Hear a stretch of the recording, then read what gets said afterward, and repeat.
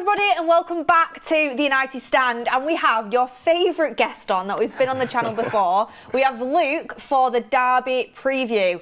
Luke, and we also have Mordzs as well, but you used to Mordzs. Are you a little bit more humble this time than last time? Yeah, I think the whole season's humbled me, to be fair.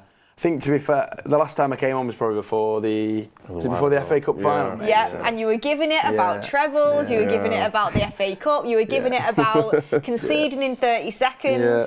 What did we do? We went and beat you at Wembley, and I mean, United have been poor this season, so we can't really say anything about the season. But there could be a situation where United are in the Champions League next season and City aren't. Could you imagine that as a City fan, not being in the Champions League? It's not going to happen, thankfully, so I don't need to imagine it. But yeah, I think this season for both of us has just been terrible. Like context, like United last season came 8th, won the FA Cup, got away with it basically.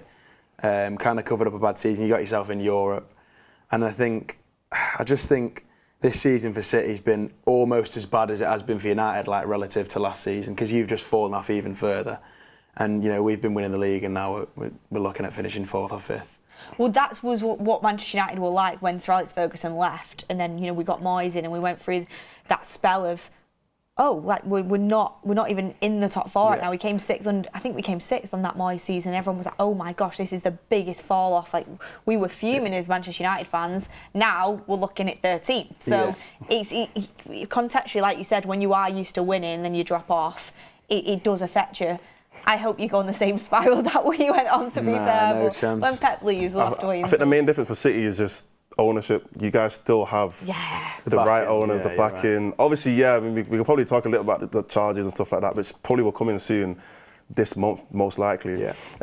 But the fact that you still have like capable owners of developing a club, they know what they're doing. They've done it before. They've also got the financial backing to be able to put money in and rather than taking butties off dinner lady. You know what I mean? Yeah, I mean, like, our owners. I don't even. Yeah, let's not even talk about our owners today. But yeah, they've got that over United, which could probably save them. That's the thing. When Sir Alex left, United, the whole club relied on him. Him and David Gill basically propped up the whole club.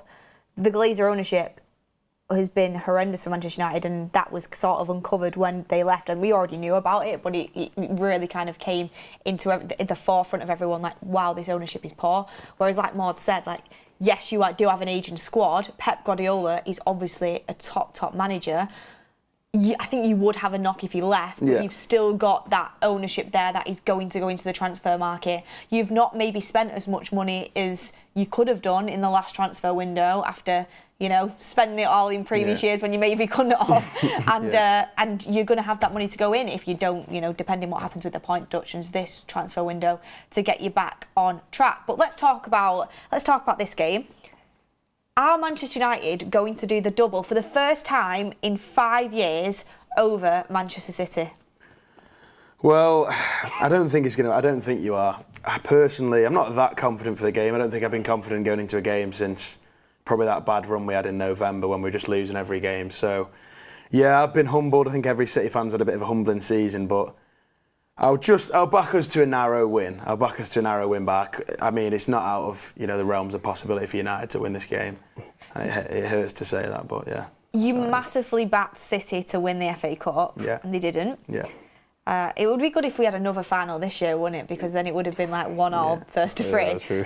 But you were not holding back on your thoughts on Ten Hag last time you were on the show, and a lot of Manchester United fans wanted to keep him. He did win the FA Cup, but then got sacked midway through the season, and Ruben Amorim has now become Manchester United manager.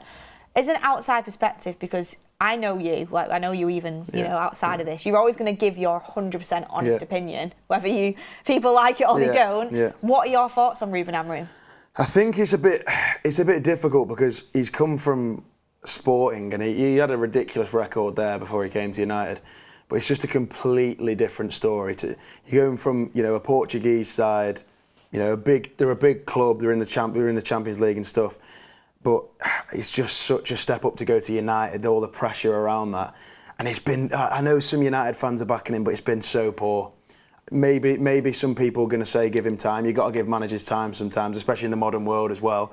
It's difficult to do that, but when you're like 13th, 14th in the league and he's just losing and losing and losing, he's not had a transfer window really to get things right. But I'm not sure. I'm not convinced. He's 13th in the league. It's like. Do you think the players he's got, he should be getting more out of?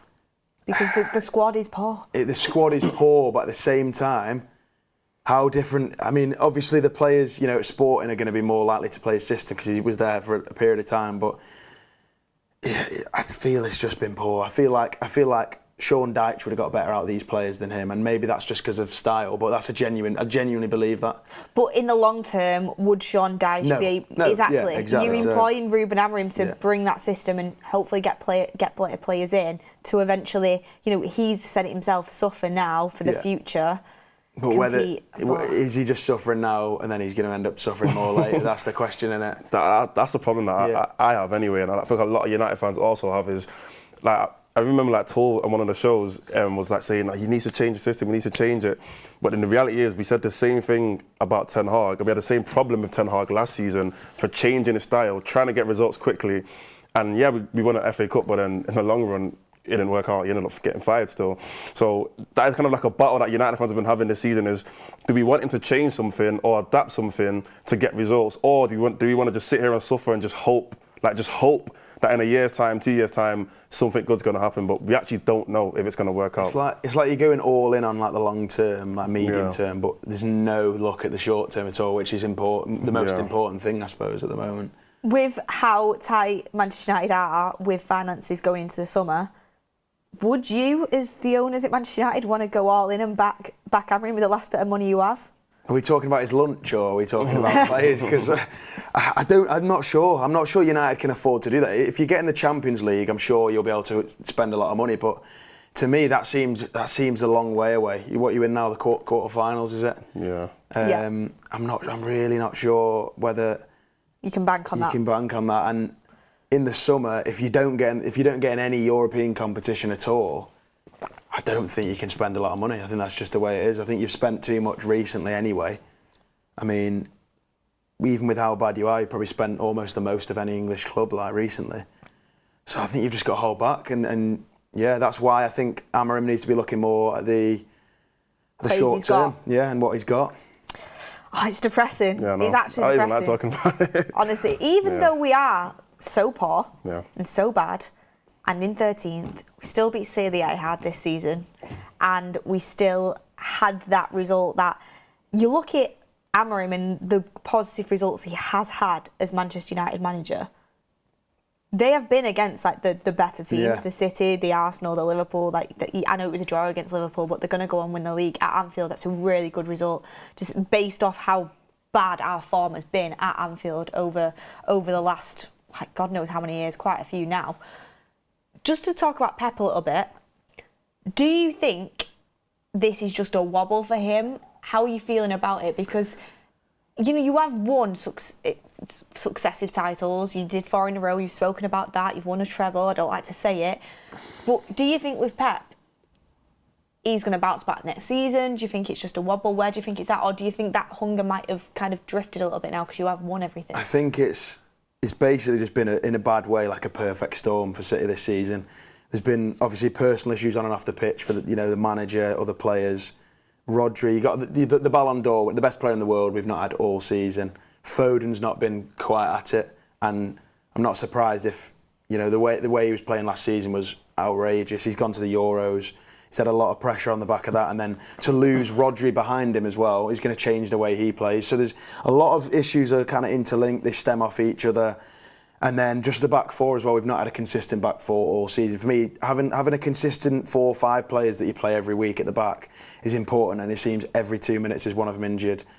So yeah, there's a lot of things going wrong. But I think next season, I think we'll definitely be challenging for the title. I'm not afraid to say that. If you weren't, what would your opinion be? If we weren't, then I'm sure that's probably because some of these issues are carrying on. But I'm never going to go against Pep. He could finish 17th and he wouldn't be sackable for me at all. Yeah, I get that. Yeah. I get that. Sackable's crazy. I definitely wouldn't say that. But I think, I've said it. Oh yeah, Mordzs, you need to bring up your point. I called this time ago, earlier in the season. I said Pep will not win another trophy for Man City. He won't. You said it last season, didn't you? You said it this time. I did the FA Cup. After the FA Cup, I said he's not going to win another trophy for Man City. And to be fair, straight after that, he lost to Tottenham in the Carabao Cup. I mean, obviously, you lost to Real Madrid recently, but I mean... What about the FA Cup, though? Yeah, I mean, you could, but the club... This doesn't World Cup count. Yeah, it does. Of course it does. Okay, you know what? Yeah, if you win the Club World Cup, then cool, innit? But next season, come on, four trophies to go for next winning season. the Club World Cup is like winning the the Community Shield. But it was like, I think it was like that last season. Now This summer's 32 teams. It's a proper, they've made it big proper change things. I think that would be a bit bigger. You know, I think in my eyes anyway, I think that would be on par with maybe like the Carabao Cup, something like that. Maybe, yeah. I don't actually know the teams that are in. I know Chelsea are in it. Yeah. I think PSG are in Real it. Madrid is. Real Madrid. It's a lot of big very teams. difficult to I win don't that. think we're going to win A lot of big teams. Yeah. What do you say? A lot of big teams. Yeah, that's why United are in there. How does City get in there then? Why are you waiting to that one as well? I'm not doing that. But yeah, I don't think Pep. Even in the FA Cup, there's still pretty decent teams in there. I think, and a lot of the teams that are in there, that is their main priority, to win the FA Cup. You got we beat you in the Community Shield though as well, didn't we? So yeah, Community Shield. You can take that Community Shield. That's sort of the highlight of our season, I think. It's a pre-season game and it was on penalties. Yeah. Like, come on. Yeah, I'm not really. You'd be claiming it. I tell you what, David Moyes was claiming it against Wigan, so I think we'll claim that. As a United fan, I've never claimed the Community. I don't even know what years we've won it. So it's not a trophy, is it? It's just it's a plate. Really. Well, let's talk a little bit about this game. Yeah. And then we're going to do a combined 11. Some United players do actually get in, so comment down below your combined 11s. I want to talk about a bit of big news going into this game. That is Erling Haaland's injury. He's had some successful games against United since he's come in. He's also had some silent games. Maguire's had him in his pocket. He's out. Marmoush, though, does worry me and does scare a lot of people. He's a good purchase for you guys, a very good purchase in the January window, and that's what you talk about, City's ownership, being ambitious. You were having a poor season, you didn't just sit around and do nothing, you went and spent some money. And Marmoush does look like a player, it's early days, but he really does. Scored in that Leicester game. I mean, Garnacho and Haaland scored against Leicester, so anyone can score against them. But do you think he's going to be more of a threat for United, or do you think you'll miss Haaland? They're different players, aren't they? Yeah, I think you're always going to miss Haaland in a derby. He's dunked on you a couple. I mean, like you said, he's had the odd game where he's not been that good, but he's dunked on you a couple of times as well. I think he loves a derby. I mean, you got to think about that one where him and Foden both got hat-trick. That's ridiculous. Yeah, we're going to miss him, but then maybe there's going to be a bit more fluidity going forward with Marmoush. And he's a bit of an unknown as well to United. Like, they've played against Haaland. I'm not saying by any means you might not have stopped him, but you've never played against him, so you know it might play in our favour. We'll see. But yeah, we're definitely going to miss him. You can't look at Haaland and say you wouldn't want him in the team at all. Is a United fan, Mords, who worries you more, Marmoush or Haaland in a starting 11 right now? Haaland can't run. So.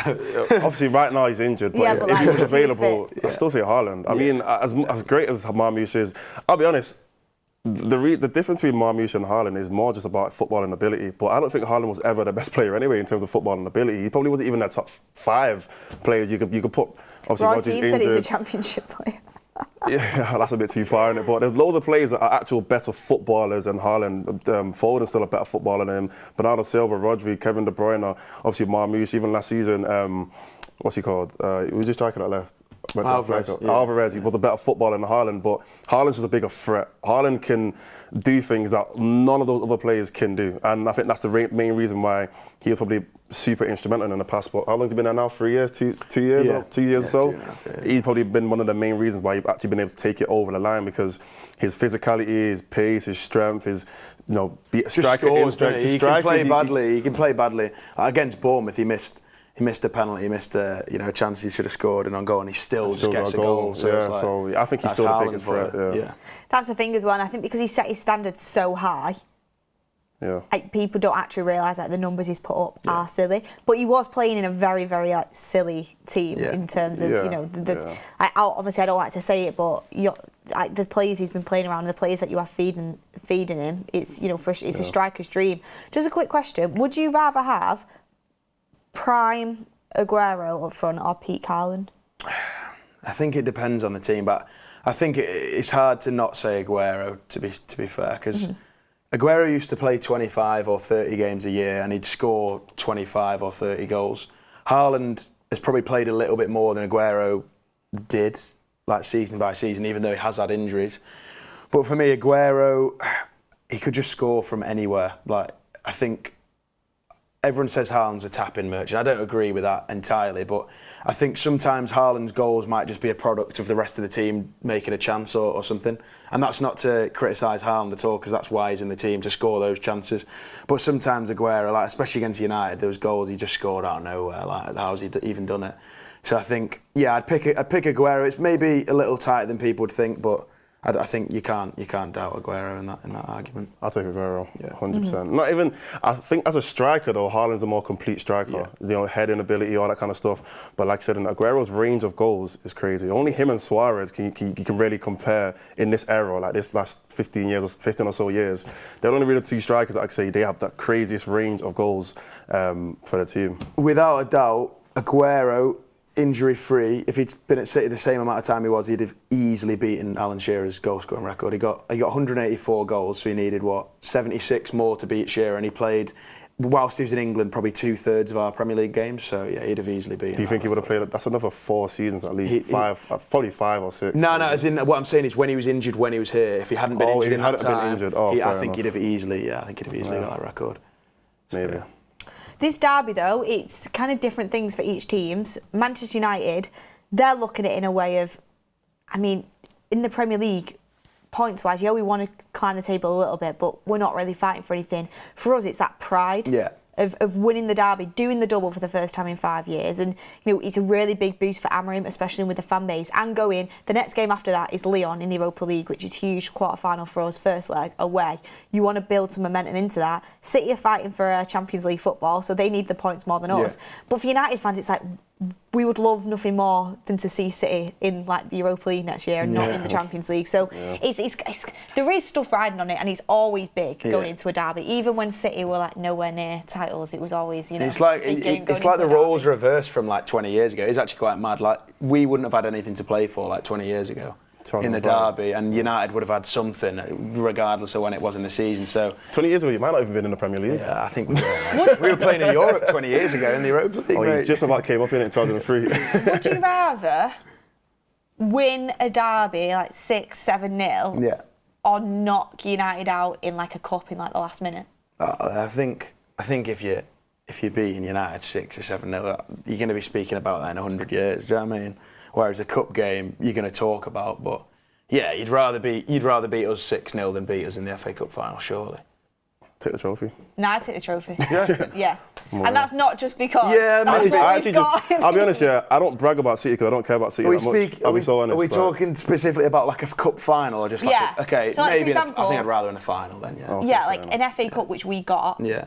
Or when you beat us 6-3, it's Yeah. Take the trophy. Yeah, you'd rather win a cup.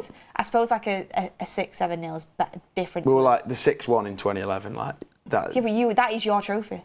Yeah. You hold on to that. I suppose so, yeah. Well, Fergie capitulated there, didn't he? So he said it was his most embarrassing day in football ever, so we'll hold on to that. Yeah. Well, look at don't even bring up the Fergie conversations because actually I need to ask this question and we will talk about a combined 11. There was Fergie comparisons with Pep. I think this season's kind of show we can't really be having them conversations. I'm not sure about that. I don't think this season's shown anything. Was this a conversation? You can't look at one black mark in a book and go, that's how we're going to judge Pep forever. No, because I'm not talking about the fact just because he's had a poor season. I think Pep is a fantastic manager, but I think this season has exposed that he needs the top players for him to Fergie's first few years weren't particularly. Without Rodri, come on. But look at when Fergie first came into United. It took him a while to get going. This is Pep's first couple of seasons though. He's been there for 9 years or something like that. So yeah, you can't compare. I'm just saying you have a bad patch regardless of who you are. It's not really a bad patch if you start. The start of a manager's career isn't a bad patch. That's him really just developing and learning the club. Pep right now can't talk about bad patch. I'm sorry, you can't. If you look at the team that Sir Alex won the league with in his final year, he could get the most out of. He signed probably the best. But not fantastic. He signed arguably the best striker in Europe though. So did you? When Haaland? Yeah. But he signed. When you say the team Fergie had in his last year, he signed Van Persie. That was a guaranteed goal. But I think that was a way less competitive time as well. back then. Like 2013. You've been competing with for titles. Say it again. You competed with 2 teams over the last, I'd say, 7 years. We've been getting like 100 You've points. competing with 2 teams. We've been getting like 100 points. That's so competitive. If you need 100 points to win a Can I say there's one point, yeah? Because this whole like getting more points means it's more competitive makes 0 sense to me. Because surely that means that the other teams were worse because you won more games. Not true though. That's how it works. If the league was more competitive, shouldn't more teams have done better? But I can flip that coin and say, well, if it's easy to beat teams, then you'd only need. If it's easy to beat teams, like you wouldn't need to compete with like. So when we played Liverpool, right? Like the one where we got 98 and they got 97. The one where we got 98 and they got 97. Like that, yeah. Like I remember that last. We had to just keep winning and winning and winning and winning every single week, and we could have lost. Like some of those games were really, really tight. You think about the game against Leicester, like they weren't that good. We scored in the last, like the company goal. Like we had to just keep. It was like relentless every single week. Whereas, like even when we won, like. For example, the league in like 2014, it was against Liverpool. We didn't get anywhere near 100 points because, like, it was just easy. It was easy. I think you can kind of flip it both ways. I understand your point. If we're talking about the whole league being competitive, surely more teams will do better against City than they would. It's the point that you need like 98 points to win the league. I'd say it's more competitive in the title race, as in like 2 teams. But then you can still say the same thing about United. Yeah. The 2 seasons that we lost in the 90s, we lost it by 1 point. The two seasons that we lost in the 2010s around that time, we lost on goal difference to you, and we lost against 1 point against Chelsea. Yeah. So why is it not different? Yeah, I think you can flip it both ways. There's logic behind both points. To be fair, I'm not going to argue that, but I do think Pep is a top manager, one of the best managers that's ever been in football, and still probably the best manager in football right now. But if you were to say Sir Alex Ferguson or Pep Guardiola, I think Sir Alex's history of just what he can do with different teams. He's built multiple teams and won Premier Leagues with different teams from scratch, like kind of built them up. Whereas Pep he's not had that time yet though. I mean, he's basically built one team up to He's now. got 2 years left. But he could. He's not staying. He might. I could have come on here 5 years ago and you'd have said he's not staying. He's not staying. He might rebuild this team because this team does need a rebuild, and then we'll see. But again, he's got to be the top players, or else it doesn't work. Like Rodri's been like Sir Alex's success was never dependent on one or two players. Whereas I think this City team you've seen the gaping hole without Rodri. But we had 2018-19, one of the best players in the world in De Bruyne, who was injured the whole year. We signed Benjamin Mendy for like 50 million. At the time, looking back, it's not a great signing. At the time, he was an unbelievable player for Monaco. Everyone was hyping him up as like this amazing, pacey fullback. He did his ACL straight away. We had Fabian Delph at left back. We had Zinchenko at left back the next season. And we've got O'Reilly's playing left back. We've got makeshift players all over the place, and I think this season's just a step too far. It's in left back. You've got makeshift players. You spent $1 billion. $1 billion on a defence. We had an entire season with no striker and still won the league. Yeah. Yeah, but it's a different style of football. We didn't have a striker and won the league. You ask any pundit now, I'm pretty sure, who was it recently? It was a fantastic season, but you talk about longevity as well. And as well, I think it's a bit different. I think there's a difference between preparing for a season like that and going into a season and something happens. Like Rodri, you didn't prepare for Rodri, and that's why you kind of capitulated a little bit. Maybe. Whereas with not having a striker that season, you already knew you wasn't going to have a striker that season. Is it specifically Pep Guardiola's fault this season that we spent next to no money in the summer? Like, he won the league last year, and in my opinion, I don't think we were anywhere near as good last year as when we won the treble. And I think that's fair to say. But Foden and Rodri, their individual quality, for me, won us the league. And this season, it's not been there. Pep wasn't really backed in the summer. He got backed in January, sort of, after the event. Like, in January, the season was already a bit too far gone. I don't think anyone thought we were going to win the league by January. But Pep complained about not being backed is a bit rich, though. He spent 30 million on one player in the summer. Yeah, but think about how much money you've spent. Pep, though. In the past. Like, if he wants to have an open checkbook, he can have an open checkbook. You know you're going to sign at least a big amount of players this summer, for a fact. That's been Pep's career as well. Bayern, Barca, City. Like, he's had the checkbook to kind of use and. And Fergie didn't have a checkbook. No, he did, but... He spent a lot of money, and I think you know what? I think it gets covered up by the fact that, when you go and spend 7 million on, like, Andy Cole, but even look that at what sounds like nothing to us now, but I think that was, like, more than double the transfer record at the time. But even look at what he did with Aberdeen. Whereas, you know, but Pep's always had what about that Pep checkbook. with Barcelona B team beating the first team, stuff like that? Do you know what I mean? It's like going back to B team. Fergie and money. Barcelona B team's different. I'm honest here, the Fergie money thing is another myth. In the 90s, Newcastle spent more money than United. This is crazy. United a fact, spent if you look at like if you look at somebody that studies like economics or some shit like that, right? Get in the comments. Right, Yeah. and you look at an inflation. United spent, what did you spend on Rio Ferdinand in 2004 or 3 or whenever it was? Shall I tell you a fact, yeah? 30 odd million, and that sounds like a decent amount now. In today's money, that's like 200 million. Genuinely, that It's is not like 200. I think it is. I think we broke the record for a defender. I think in today's money, that's at least 100, 150 million at bare minimum. I don't know. You have to. And and I don't know. Someone's got to bring the inflation. That's why it's easy for you to palm it off. But I will say this: a lot of money, Fergie. No, we spent a lot of money, but ours was rightly so. We spent a lot of money because we made a lot of money. We make 600 You were spending money revenue. before you'd even won the Premier League. 600 million in revenue. You know what I mean? If we're getting 600 million revenue. Let's not talk about where that money's coming from. Let's not talk about where the sponsorship money's coming from. Yeah, because of the money you spent previously, which. And we're still earning it. We're still earning it. I mean, we'll see this week when the charges come through. We'll see. Let's talk about the combined 11 from this season. Both teams not doing as well as we want to, but I think this is probably, even though Man United have been super poor, I think it's one of the shows where we could actually get a couple of United players in, where usually on previous previews every time it's just been all City players, but we can actually maybe get a few United players in because of City's drop off. We kind of spoke about it, how we're going to do it. We're going to do just, if you've played like a good amount of games this season, you can get in the starting 11. So Rodri hasn't played, so he can't get in. But for example, like an Ahmad and a Haaland who have played but are currently injured, they can make it in. So like you've got to have played like at least like 10 games, you'd say, this season, something like that. So let's get into it. Goalkeeper wise. You can have it. I think it's Edison, but he's not. He's not been unbelievable. I think to be fair, I think the one thing he's done this season, he's got like 3 or 4 assists. I think he's got more goal contributions than Rasmus Højlund, which is quite scary to you. But I mentioned that one time, and that was embarrassing. Yeah, it is scary. We'll go with Edison at that. Are we playing a back 4 or back 3? I think we'll go 4-3-3. Yeah, 4-3-3. Okay, back 4, right back. I mean, Kyle Walker's gone. I think I'd personally put Cousinov in, and I think a lot of people lazily are going to say that that's stupid, but I've watched this guy, 10, 12 games, whatever he's played since he came in January.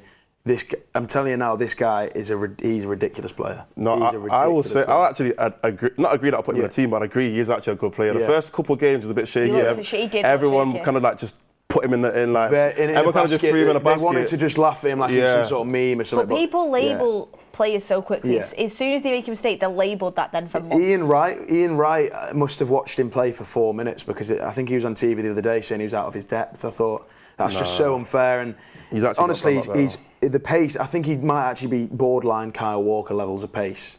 And Kyle Walker, no one's going to deny he didn't have a great season. He went out on loan. Rico Lewis has played at right back, so I mean that's another option in there. But I don't know who United are going to put forward. Rico Lewis is a 5-a-side footballer, good footballer, but that's a bit harsh. Not a right back for me. The thing is, like, I actually might give you that because Dallo, who has been our main right back, has been so poor this season. I'm not putting him over Mazraoui. Absolutely no way. Oh, I forgot about Mazraoui. Absolutely no way. He's not been better than Mazraoui this season. There's no way you could even admit that. I'm not having Mazraoui. No, there is no way. We're going Mazraoui. I was just waiting for someone to say it. There's no way. I thought of Mazraoui as a centre back because of our system, but it's a bit harsh. He's a right back. We're going Mazraoui over Cousinov. I'm sorry. We'll go Mazraoui. He's been consistent over the course of the season. Consistently getting you into 13th. This is. Look, if you had Mazraoui, I wouldn't. If you said to me now, I would have swapped Mazraoui for Cousinov. No chance. If you had Mazraoui this season, I guarantee he'd be playing most games for you. Nah. Yes, he would. No, he wouldn't. I honestly. He would. Cousinov is unbelievable. I'm not having one mistake in his first game. He came in January also as well. So but still, that's if you said who is genuinely City's like best option at right back this season, even though Kyle Walker probably played more games, it's definitely him. But centre backs, we'll go with. We've not really got other than Diaz. I don't know if anyone's played more than 10 games. Diaz and Dillet. I think that's the only option. Just on him being available, like.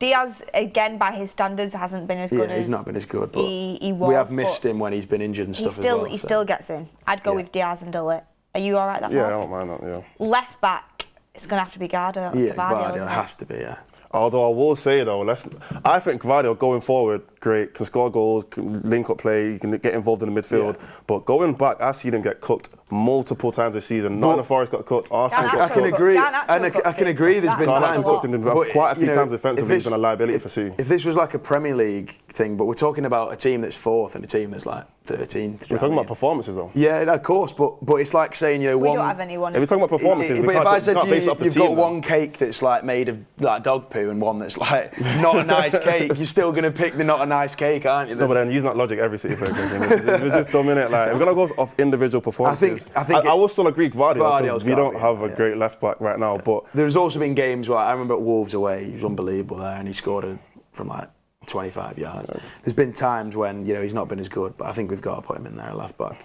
We don't really have anybody else to put in, I'll be honest. I go with him, but I think you make a fair point. 3 across the middle. Yeah. I'll let you take this one first, Luke. Again, I think United's midfield outside of Bruno Fernandes has been really poor. That's true. United's not been really poor this season. So for me, Bruno Fernandes is probably the first one in there. Yeah. And I think our best midfield pairing, which isn't, is a difficult one, I'd put Bernardo and Kovacic in there. Yeah, because you can't put Gundogan in. Because I can't put Gundogan in there. De Bruyne has not played enough, but that's what I'd say. Either that or I'd put Jack Grealish in the middle, but again... He played there one game. He played there last night. I'll be so honest, Kovacic is not getting in the team. Absolutely no way. Who's getting in? Kovacic has not been great this season. He's been probably one of your liabilities in midfield. I think is because of how bad the situation's been without Rodri and with Foden maybe not playing at the levels he could do.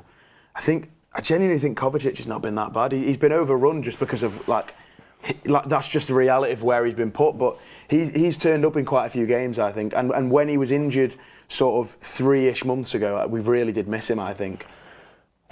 You're making an argument for Ugarte? Yeah, 100%. Ugarte's had a better season than Kovacic. There's no way you can deny that. In fact, Ugarte in your team would make it better. No, he would. If we keep saying this, we're going to end up with 7 United players in here. You're going to go, United 13th. But we're going off this season. But United are 13th. As a team, yeah, but individual performances. You can't put a name forward for every position and then go United 13th. I'm going off I'm not even... There's certain positions that I'll allow. Like I said goalkeeper, I said left back or whatever. I'll 100% concede with them. But there's individual players in this United team. So you having a 3-man United midfield, is that what you're saying? No, I said Bruno 100%, which we both agreed with. Yeah. Kovacic has not been better than Ugarte this season. So if you're putting Kovacic and Ugarte gets over him, he was the last person to go. Bernardo Silva, who again hasn't even been. Then, like, well, then who are you putting in instead? You can put somebody else. I'm not saying these have been unbelievable. You can put Rico Lewis in there.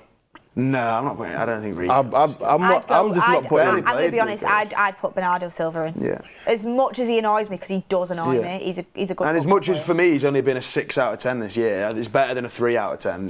You know what I mean? I'd go with Ugarte though, to be honest, because 100%. He's tough. Like, it's hard for me to sit here and say it's 2 United midfielders and 1 City midfielder. It can't.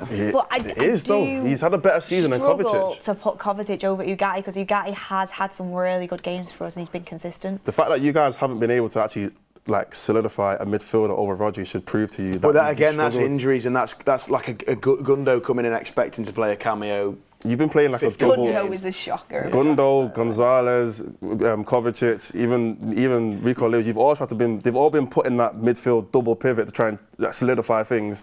None of them have worked. Well, anyway, let's let the viewers decide. Yeah. Comment down below, Kovacic or Ugarte or anyone else. Not talked about Manu, but he's had a pretty poor season and been injured, hasn't he? Front 3. I think. My front 3 would be Savinho on the left wing, Haaland up front, and probably Ahmad on right wing, I think. Yeah, we don't really have... other than Ahmad, I'm not backing anybody else. I think I'd put me in there over Haaland, to be honest. I genuinely think in that combined 11. So.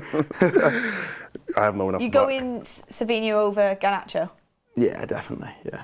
Garnacho went about 25 games without scoring, so... To be fair, I don't think Savinho has had that many goal contributions. He's not... I think maybe it's slightly unfair to just judge on that, but Savinho, he's 20, he started off maybe not as well as you'd like him to, but I think he has been promising. I think he's dropped a 6 out of 10 probably first season. It's been difficult with what's going on around him, and I think he has been pretty good.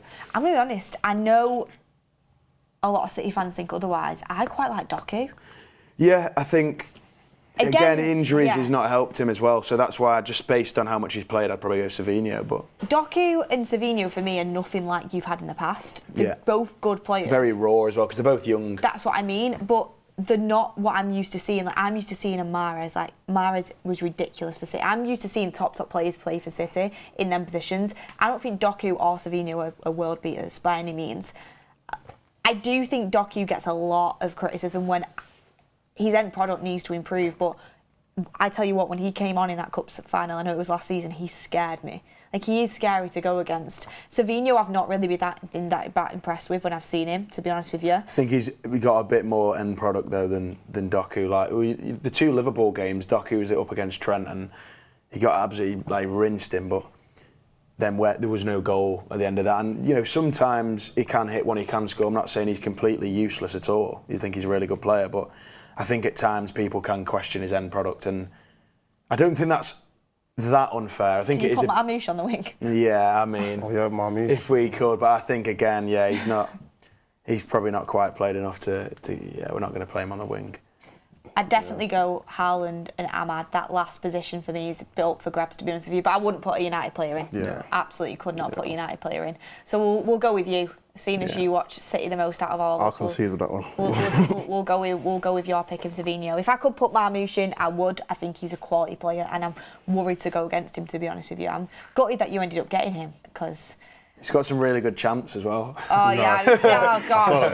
I've seen that one. I've seen that one go around. He's got some good chants going. The deadest chant I've literally ever seen in my life. It's worth it for the clicks, though. Yeah, it's funny, though. It is funny. Yeah, I won't part that in. At least we're not talking about dogs and bones in our chants, so bland chant for a bland club. Whatever. But anyway, let's do predictions. Mods. Oh, predictions. I'm going to go with a 3-2 United.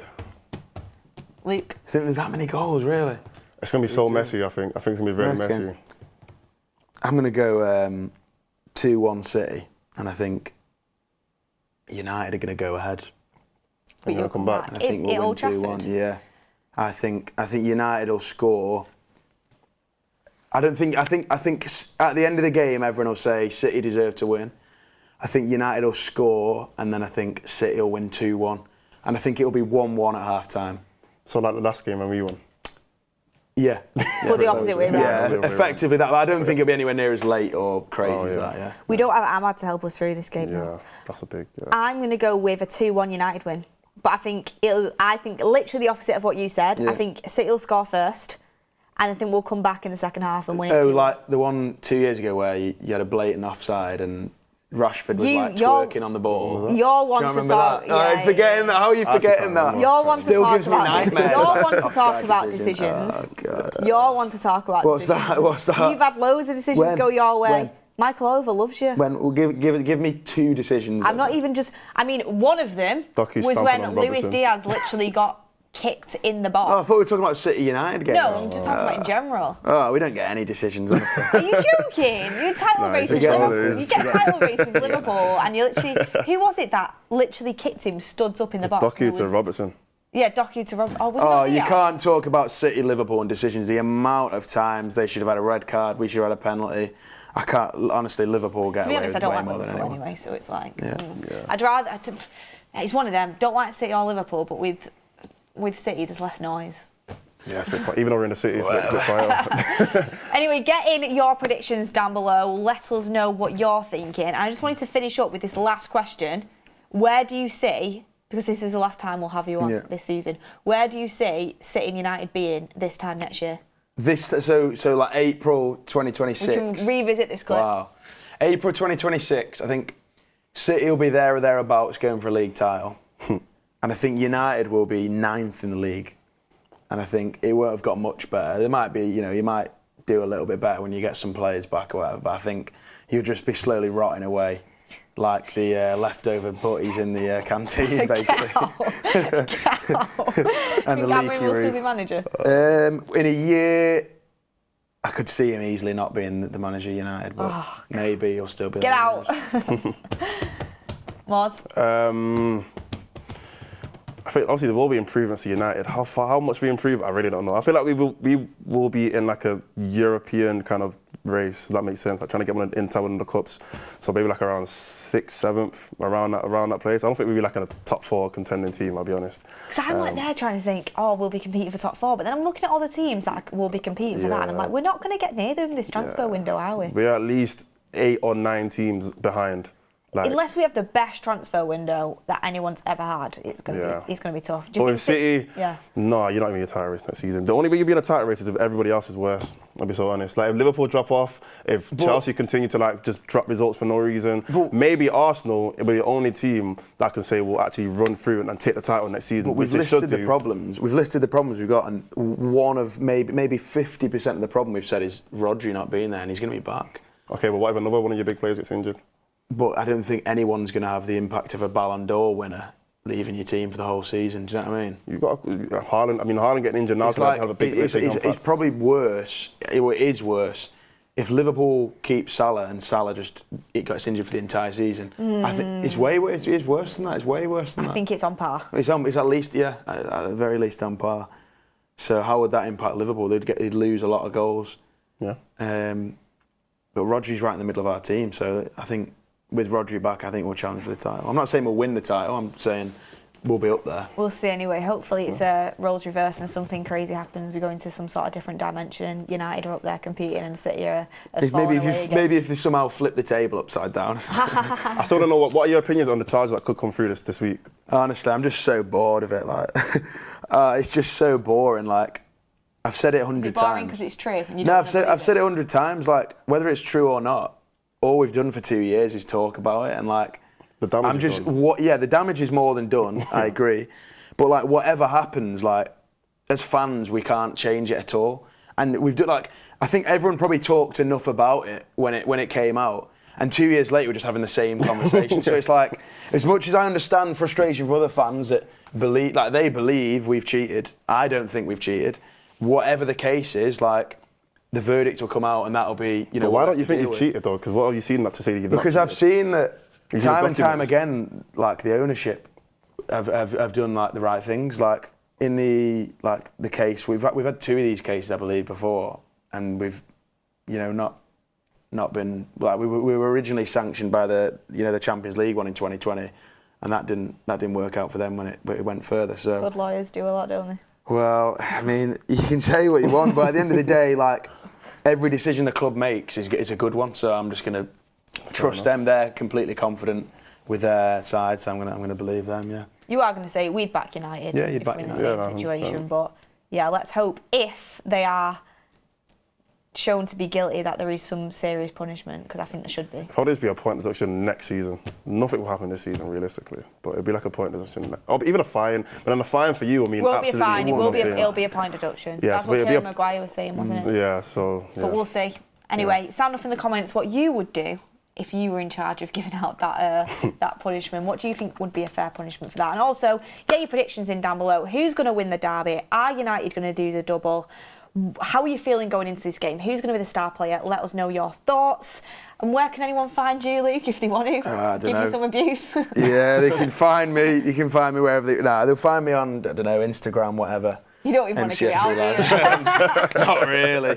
You can find me, I tell you what, write it on the letter and just put it in any bin. And on that note, we'll finish the show, but get in the comments down below your thoughts, subscribe to the channel, and we'll see you on the next one.